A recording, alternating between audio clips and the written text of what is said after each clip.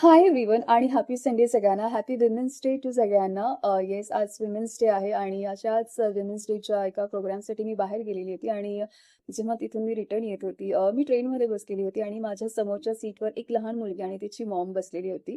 Basically त्या दोघींचं काहीतरी discussion चालू होतं आणि माझं त्या डिस्कशनकडे काहीच लक्ष नाही.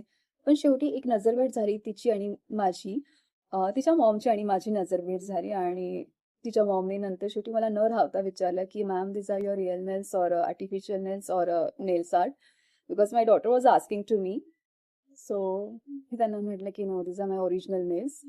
आणि ते जसं त्या लहान मुलीने ऐकलं ती इतकी काही हॅपी झाले की मम्मा असंही असतं का.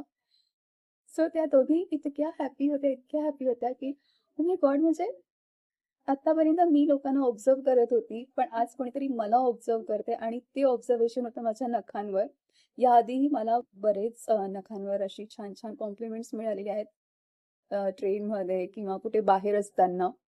सो माझा खऱ्या अर्थाने आज वुमेन्स डे सेलिब्रेट झाला असं मी म्हणेन, कारण त्या एका लहान मुलीचं लक्ष इतकं काही कमाल होतं, म्हणजे तिचे इतके अझम्पशन. आणि शेवटी तिला असं झालं की should I touch or not वगैरे वगैरे.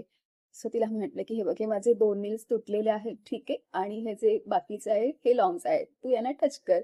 सो तिने लिटरली याला टच केलं आणि ती तिच्या मम्माला सांगत होती, मम्मा दिस आर रिअली रिअल नेल्स. आणि मला इतकं काही मला वर्ड्स नव्हते ऍक्च्युली तिथे एक्सप्रेस होण्यासाठी. मी फक्त आणि फक्त हसत होती. पण येस, मी आतापर्यंत नेल्स आर्ट नाही केलेलं आहे आणि मला बेसिकली ते नाही आवडत, कारण प्रत्येकाची अशी पर्सनल एक चॉईस असते. सो मला माझे नेल्स असे सिम्पलच ठेवायला आवडतात.